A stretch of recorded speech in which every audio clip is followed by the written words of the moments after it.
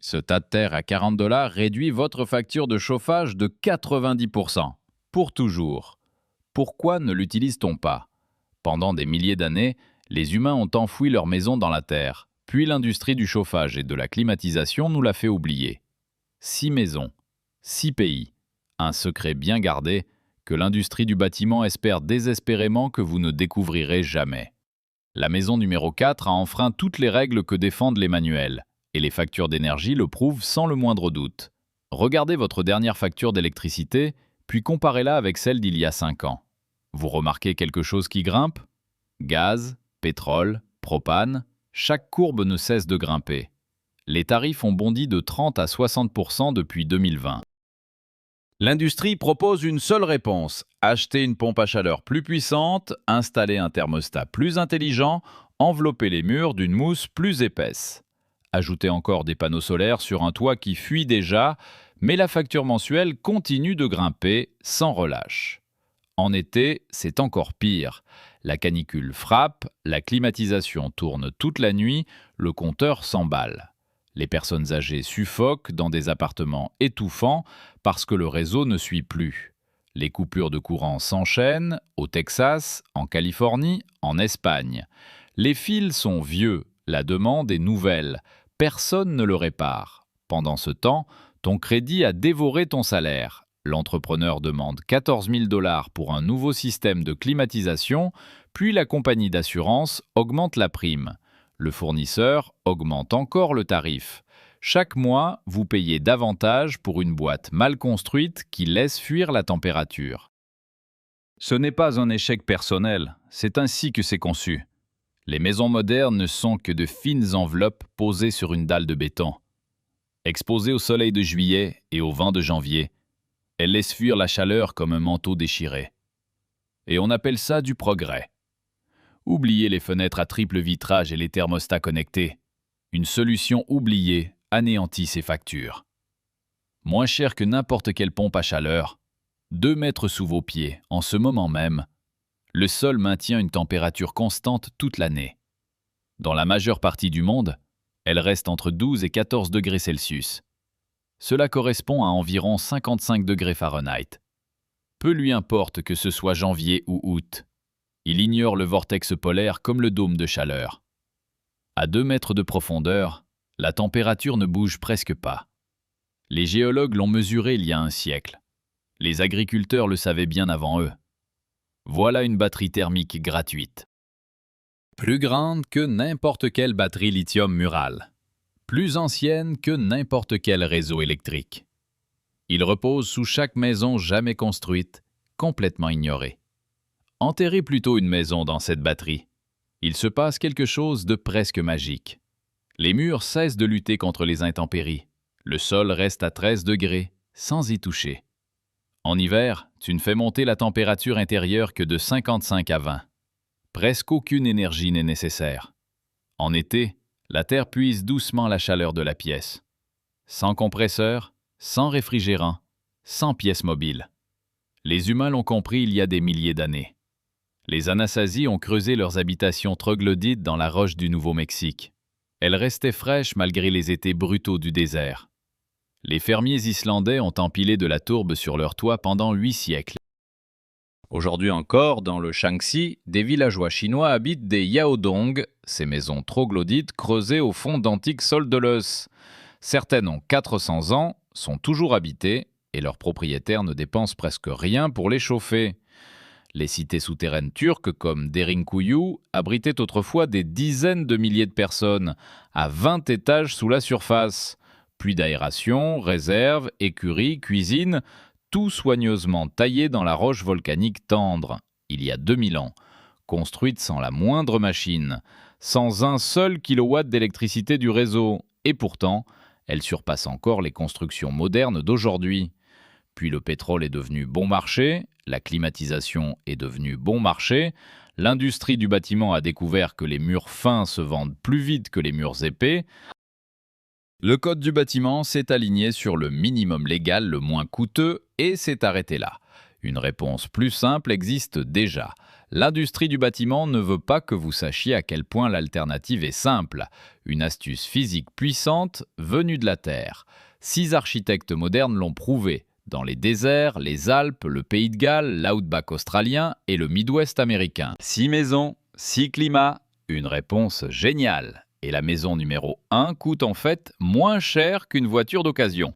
Nous commençons dans le haut désert du Nouveau-Mexique, altitude 2200 mètres. L'hiver descend jusqu'à -15, les journées d'été atteignent 38 degrés. Le vent souffle sans cesse, le réseau électrique est loin, le bois de chauffage coûte cher et le propane encore pire. C'est ici que l'architecte Michael Reynolds a commencé à construire des Earthships dans les années 70. Traité d'illuminés, de hippies, de hors-la-loi du bâtiment, pendant des décennies, les inspecteurs locaux ont tenté de le faire fermer. Il a construit quand même. Le mur lui-même, c'est toute l'astuce. Des pneus de voiture mis au rebut, ceux que l'industrie paie pour enfouir, remplis chacun de 150 kg de terre. Empilés, décalés, recouverts d'un enduit de terre, chaque mur, une masse thermique de près d'1 mètre d'épaisseur. Bon marché. Ignifuge. Pare-balles. Puis il a incliné toute la façade sud en verre. En hiver, le soleil bas pénètre à l'intérieur et réchauffe les pneus. Quand le soleil se couche, les pneus relâchent lentement leur chaleur dans la pièce jusqu'au matin, en restant au-dessus de 18 degrés. 18 degrés à l'intérieur quand il fait -20 dehors. De l'énergie gratuite puisée directement dans la terre. Pourquoi ne l'utilisons-nous pas? À l'intérieur, les eaux grises des éviers s'écoulent dans des jardinières le long de la verrière sud. Bananiers, tomates, figuiers cultivés en intérieur. Dans un hiver du Nouveau-Mexique, les fruits mûrissent à l'intérieur pendant que l'eau de pluie du toit remplit une citerne derrière les pneus. Un système en nourrit un autre. Reynolds appelle ça de la biotecture. Et la maison est vraiment tranquillement vivante. Pas de chaudière, pas de conduite de gaz, pas de réservoir de propane, pas de cheminée, pas de brûleur. Rien à entretenir, rien à facturer. En hiver, l'intérieur se maintient entre 18 et 22 degrés Celsius avec une facture de chauffage à 0. 0. Relisez bien, la maison se chauffe toute seule. En été, l'avancée du toit bloque le soleil haut, alors rien ne surchauffe à l'intérieur. Le mur nord enterré retient la fraîcheur, la maison se stabilise à 22 degrés sans le moindre climatiseur. Pas grâce à une électronique ingénieuse, mais grâce à la terre et à la géométrie, une solution rustique utilisée depuis des siècles. Reynolds a documenté le coût des matériaux sur ses premières constructions, certaines revenaient à moins de 8 000 $ en matières premières, moins qu'une Honda d'occasion. Le travail du propriétaire a fait le reste.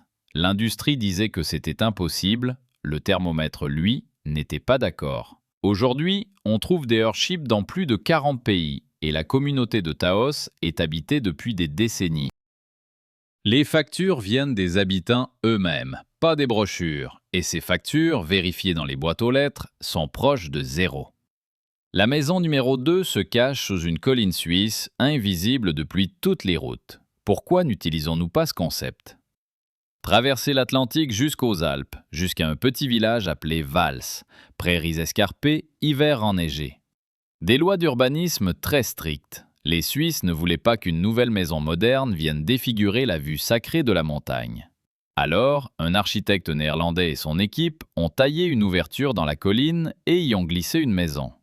D'en haut, vous ne voyez que de l'herbe. Depuis la vallée en bas, un œil de verre rond vous fixe droit dans les yeux.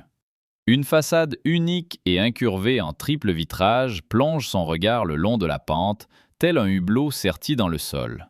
Derrière cet œil, la maison s'enfouit dans la terre. 3 murs épousent la montagne, un toit d'herbe et de fleurs sauvages au-dessus. Orientation solaire calée sur le soleil d'hiver. La consommation d'énergie mesurée est de 80% inférieure à celle d'un chalet suisse aux normes. 80%. Dans un pays aux hivers rigoureux, à l'électricité coûteuse et qui ne pardonne rien aux constructions mal faites. Chaque kilowattheure économisé est vérifié par rapport aux données du réseau national suisse. Le chauffage provient d'une seule petite pompe à chaleur. Il tourne quelques heures par jour parce que les murs en ont à peine besoin. c'est la montagne qui fait le gros du travail. Traverser jusqu'à l'autre bout de la planète. Coober Pedy, en Australie méridionale, ville minière d'opale au cœur de l'Outback. Les températures estivales atteignent 45 degrés Celsius à l'ombre. Et ici, il n'y a pas d'ombre du tout. Au-dessus du sol, c'est invivable sans un climatiseur qui hurle 24 heures sur 24, tous les jours. Alors les habitants ont fait ce que les mineurs du coin faisaient il y a un siècle. Ils se sont tout simplement installés sous terre, à même la roche. La cabane des Baldwin, comme des centaines d'autres maisons de la ville, est creusée à même les collines de grès. Les chambres ont des plafonds voûtés, les cuisines des puits de lumière taillés à même la roche, et les chambres à coucher restent assez fraîches pour dormir sous une couverture. Température intérieure toute l'année, environ 22 degrés Celsius, chaque jour, chaque saison. Pas de climatiseur, aucun chauffage, quel qu'il soit, rien à brancher. Les abris souterrains règlent aussi un autre problème que l'Outback offre gratuitement, les tempêtes de poussière. Quand le vent se lève dehors et que le ciel devient rouge, l'intérieur reste calme, frais et sans poussière. Les visiteurs racontent qu'ils n'entendent même pas la tempête à travers les 2 mètres de grès massif au-dessus de leur tête. La montagne agit comme isolant phonique de la même manière qu'elle agit comme isolant thermique, totalement, silencieusement, pour toujours. Les propriétaires de maisons enterrées se déconnectent régulièrement du réseau local dès la première année. Il n'y a rien à alimenter. Un petit panneau solaire alimente l'éclairage et la réfrigération. Le reste est gratuit. 45 dehors, 22 dedans, zéro consommation. L'industrie vous vend un système à 15 000 $ pour faire pire. Mais la maison numéro 4 a brisé une règle que les ingénieurs croyaient inviolable. Pays de Galles, côte du Pembrokeshire. Falaises, vent salé, pluie presque quotidienne. N'importe quel constructeur exigerait une isolation épaisse et de toutes petites fenêtres. Les architectes de Future Systems ont fait exactement l'inverse. La maison s'appelle Malator, surnommée localement la maison des Teletubbies. Vue d'en haut, une petite butte verte couverte d'herbe avec une seule fenêtre ovale lumineuse tournée vers la mer ouverte. La règle que Malator a brisée? Chaque ingénieur enseigne que le verre est un handicap thermique. Les grandes fenêtres perdent toujours de la chaleur. De grandes fenêtres surchauffent en été et ruinent les performances énergétiques. Alors Malator dresse un immense mur de verre courbé, tourné vers la mer. Selon tous les critères habituels, cette maison devrait geler en hiver et cuire chaque été. Elle ne fait ni l'un ni l'autre. Voici pourquoi. Le reste du bâtiment se cache sous un talus de terre de 2 mètres, sculpté exactement comme une vague océanique qui se courbe. Cette butte capte le vent dominant et le soulève par-dessus le toit, de sorte que le vent ne touche jamais réellement le verre. La berme est aussi un immense condensateur thermique, absorbant la chaleur solaire toute la journée et la conservant bien après le coucher du soleil. Le vent, la pluie et le froid glissent sur la butte de terre. À l'intérieur, tout reste calme, chaleureux et totalement indépendant en énergie.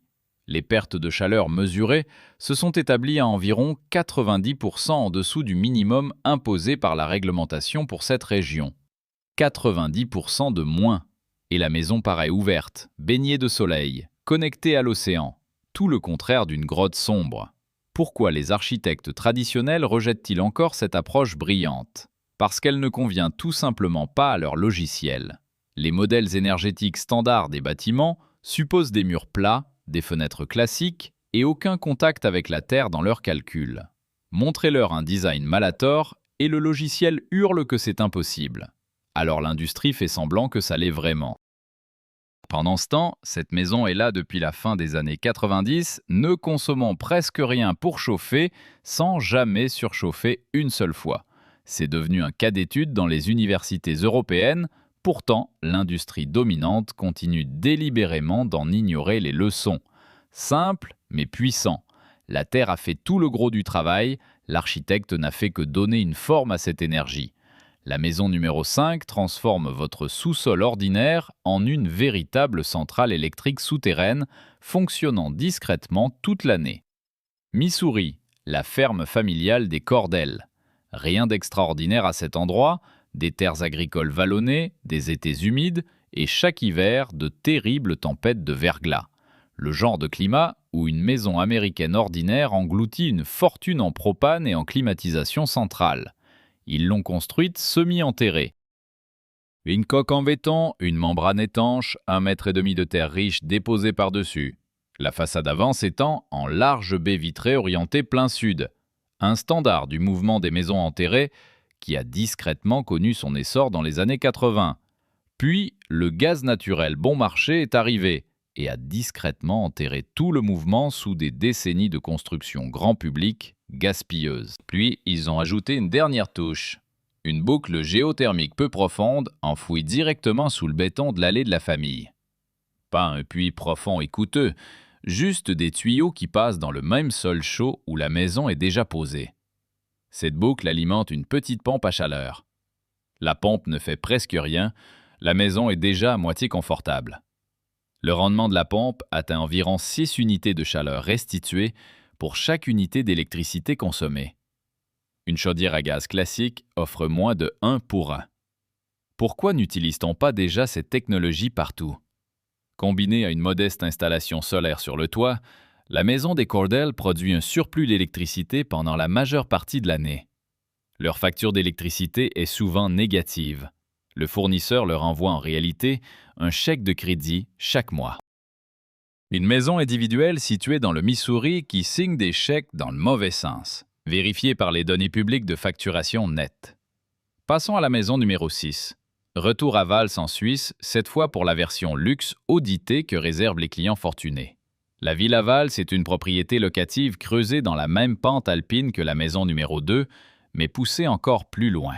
Finition digne d'un spa, une salle de cinéma, une cave à vin taillée à même la paroi de pierre solide de la montagne, un chauffage au sol alimenté par la montagne elle-même. Tout ce qu'on attend d'un complexe hôtelier, avec une touche souterraine. Le coût énergétique mensuel audité pour le chauffage et la climatisation de toute cette villa s'élève en moyenne à environ 12 $ au total. 12, pas par jour, par mois, pour une villa de montagne de 5 chambres, alors que les voisins paient des centaines chaque mois. Zéro énergie fossile sur place. Une petite pompe à chaleur d'appoint prend le relais. La montagne elle-même fait le reste. Les clients confient que la température reste si constante qu'ils en viennent tout simplement à oublier l'existence du monde extérieur, si rude soit-il. Ces chiffres ne sont pas du marketing. La Villa Valls et la Maison Cordell ont été audités par leurs fournisseurs d'énergie. Les projets de loi sont déposés, l'industrie les a vus, l'industrie garde le silence. Pourquoi ne posons-nous pas la question? Passons maintenant au vrai calcul. En combien d'années une maison enterrée se rembourse-t-elle réellement? Soyons honnêtes, construire sous terre n'est pas gratuit. Il y a un vrai surcoût de construction à prendre en compte. En plus du coût standard du terrain, prévoyez environ 15 à 20% supplémentaires pour une construction semi-enterrée réalisée dans les règles de l'art. L'étanchéité doit être parfaite. Les charges structurelles sont plus importantes à cause du poids de la terre qui appuie fortement vers le bas. Les artisans qualifiés facturent plus cher car très peu d'entre eux savent vraiment comment réaliser ce travail. Le prix affiché est donc plus élevé au départ. Maintenant, calculez le vrai coût mensuel de ce qu'une maison coûte réellement.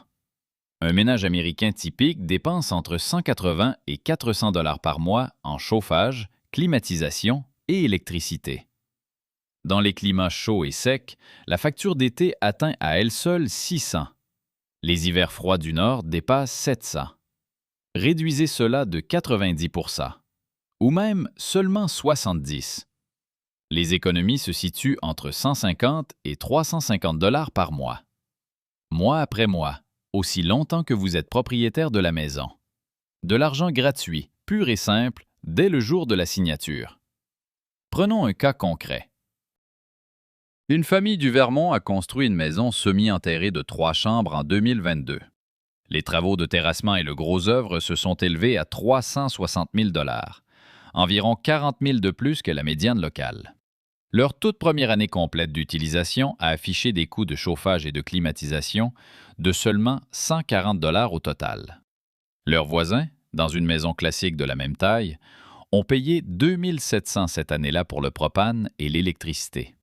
La différence? 2 560 $ économisés. Chaque année.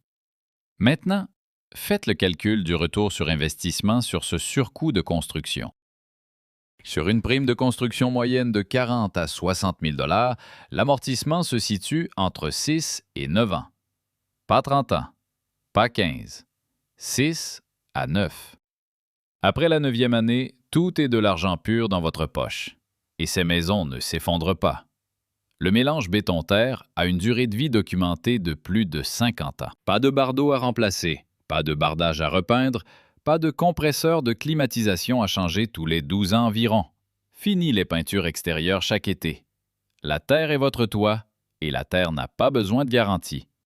Et voici la surprise dont personne ne parle. Sur les marchés au climat sec, comme le Nouveau-Mexique, l'Arizona et le sud de l'Australie, les acheteurs paient davantage. La valeur de revente des maisons semi-enterrées bien construites est supérieure de 22 % par mètre carré à celle des maisons hors sol comparables. Les acheteurs qui ont fait les calculs paieront un supplément pour les factures qu'ils ne recevront jamais. Ils se remboursent tout seuls. Puis, ils continuent de rapporter. Et ils se revendent plus cher que ce que vous avez investi. Alors pourquoi chaque nouvelle maison n'est-elle pas construite ainsi? Parce que la complexité, c'est là que l'industrie gagne de l'argent. Une maison classique a besoin d'une chaudière, d'un climatiseur, de conduits, de thermostat, de raccordement au gaz, de filtres, de serpentins, de contacteurs et de techniciens en permanence. Chacun de ces éléments est un produit que quelqu'un vous vend, et chacun d'eux finit tôt ou tard par tomber en panne. Une maison enterrée demande une coque, quelques vitrages et une petite pompe. Il n'y a rien à entretenir. C'est un énorme problème pour ceux qui vendent le service, les pièces de rechange et d'interminables contrats d'entretien. Demandez à n'importe quel entrepreneur général en activité ce qu'il pense de la construction enterrée et observez sa réaction immédiate se dérouler en temps réel. La plupart vous diront que ça fuit, que ça moisit, que c'est un procès qui n'attend qu'à éclater. Ensuite, demandez-leur s'ils en ont réellement déjà construit un eux-mêmes. La réponse honnête est presque toujours non. Ce qu'ils veulent dire, c'est qu'ils ont entendu des histoires. Les histoires ne sont pas des données. Les registres sur papier, ça, ce sont des données. Les vraies données se trouvent sur le registre de service de chacune des 6 maisons que nous avons examinées. Les codes du bâtiment représentent le prochain obstacle majeur. La plupart des règlements locaux supposent que seule la construction à ossature bois hors sol existe réellement. Tout le reste exige des tampons d'ingénierie spéciaux, des inspections sur mesure et d'épaisses piles de paperasse que la plupart des inspecteurs locaux n'ont jamais vues. Certaines juridictions classent encore une maison enterrée comme un sous-sol et refusent les permis en tant que résidence principale. Les compagnies d'assurance n'ont aucune table actuarielle pour les toits végétalisés. Elles tarifent la police comme une piscine qui fuit. Les prêteurs hypothécaires paniquent lorsqu'ils ne trouvent aucune vente comparable, car il n'existe aucun bien similaire dans un rayon de 50 km. Aucun de ces obstacles n'est un problème de physique, ce sont des problèmes de paperasse, qui se dissipent quand suffisamment de gens posent la même question. Il y a une dernière chose que l'industrie mentionne rarement. Les maisons enterrées sont presque impossibles à brûler. L'extérieur, c'est de la terre. Les incendies en Californie, en Australie et en Grèce ont rayé de la carte des quartiers entiers de maisons classiques. Le voisin, sa maison enterrée, est resté intact. Les assurances n'ont toujours pas mis à jour leur barème. Mais les propriétaires en zone à risque d'incendie, eux, le remarquent. Le mouvement grandit discrètement sur les forums d'autosuffisance, dans les communautés d'autoconstructeurs à travers l'Australie, le Portugal, le Vermont et le Japon rural. Les gens échangent des plans, partagent des audits de consommation, enseignent la technique d'étanchéité qui était autrefois un secret de métier jalousement gardé. Le secteur du bâtiment ne veut pas que vous le sachiez, mais Internet va toujours plus vite que l'industrie. Dans ma prochaine vidéo, je décortique les serres refroidies par la terre. Même physique, bâtiment différent. Les chiffres de production alimentaire vont vous stupéfier. Une dernière amélioration low-tech rend ces maisons imbattables. Abonne-toi pour ne pas manquer la suite de cette série. Si vous aimez les solutions simples mais efficaces à faible technologie comme celle-ci, abonnez-vous. La prochaine vidéo va encore plus loin, dans des serres refroidies par la terre, et comment un trou dans le sol fait pousser des tomates en janvier sans gaz naturel. Partage ça avec quelqu'un qui construit une maison ou qui paie beaucoup trop cher son électricité chaque mois. Il mérite de savoir que la physique fonctionne toujours.